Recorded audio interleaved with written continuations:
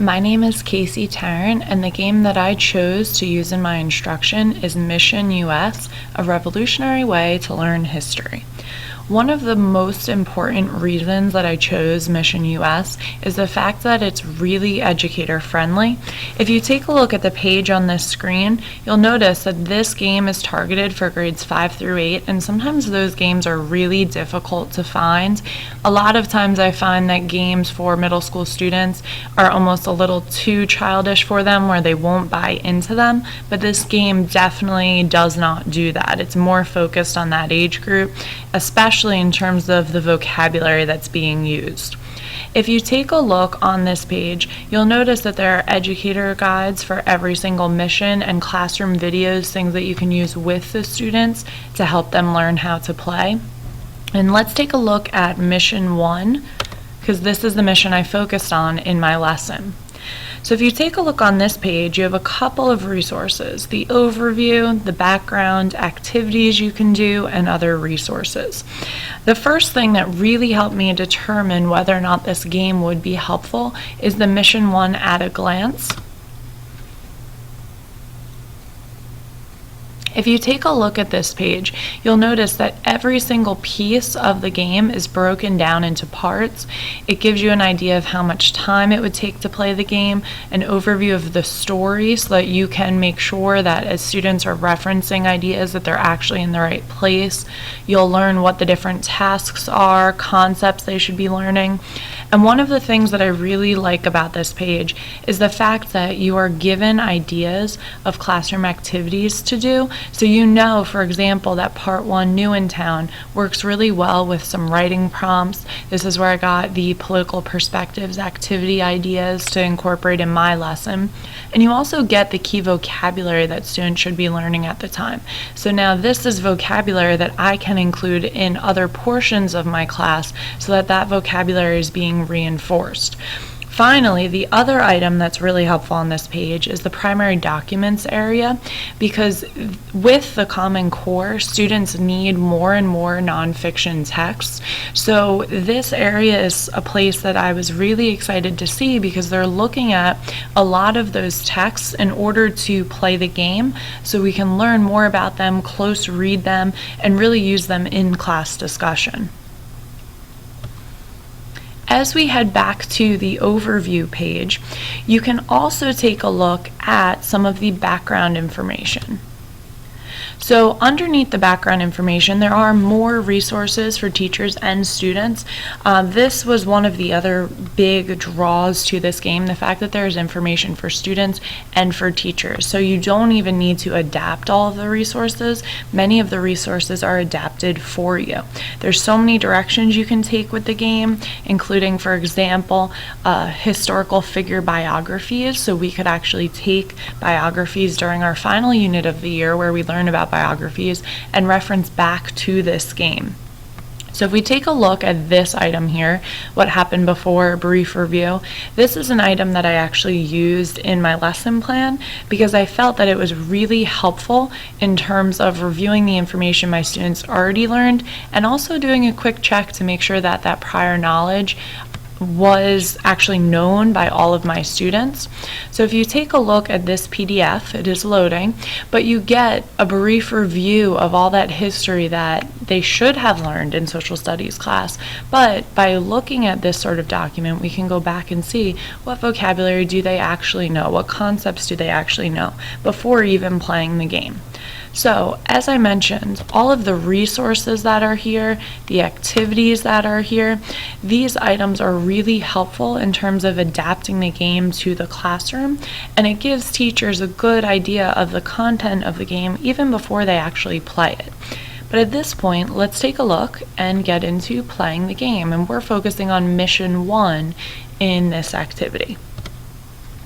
So number one, the first thing that I want to point out here is the fact that If I were to direct students how to use the website the first time, it's very simple. They go to play and they select the mission that we're working on. So the directions are really straightforward, really easy to follow.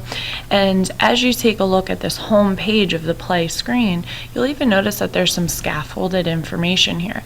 They can meet the characters and walk through really individually who all of those people are, which is especially helpful in the sense that we're learning about perspective. So if students need to revisit some of those characters and don't want to search for them in the game, there is another way for them to do that.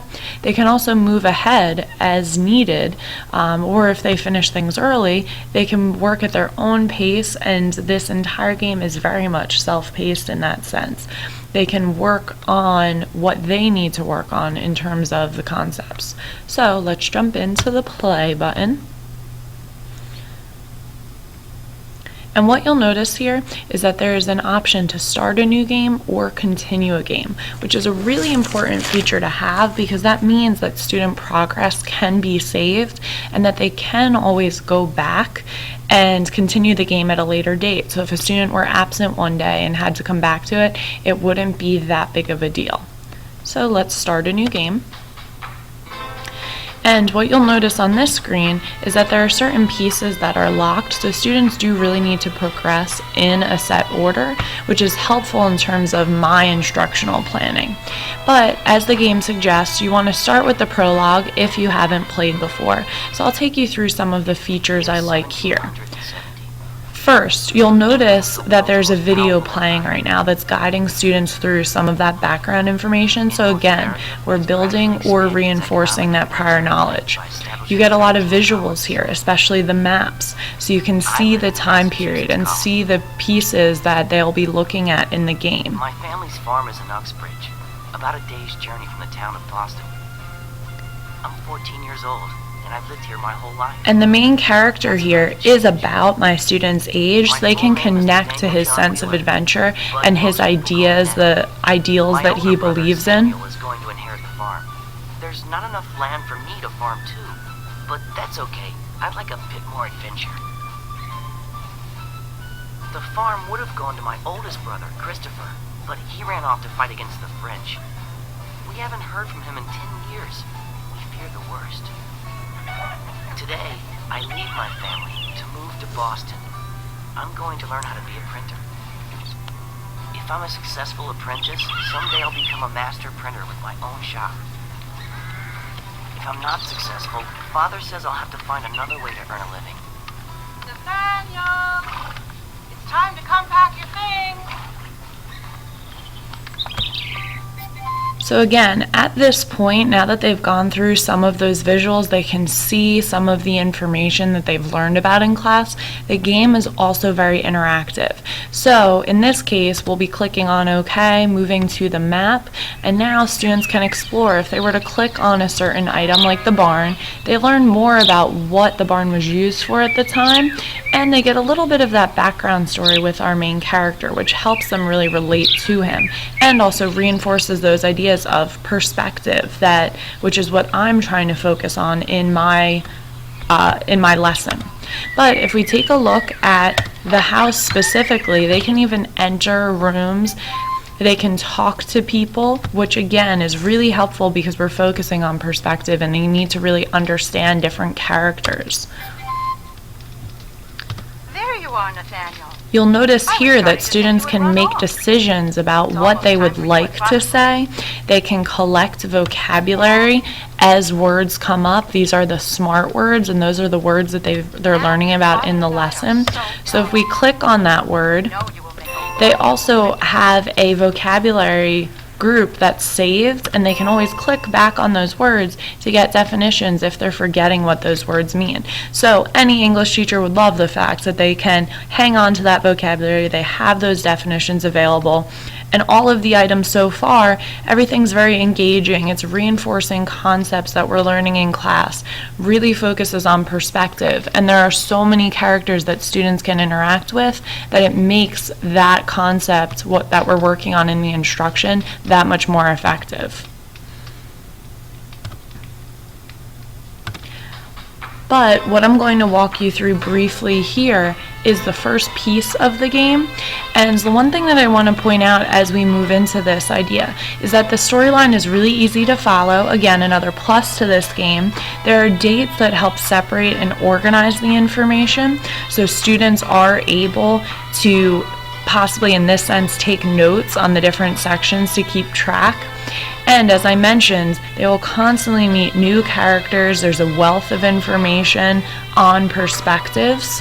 I was exhausted from my trip. So here are the dates that I mentioned, and students can continue that way. Wake up, Nathaniel. The early bird catches the late worm.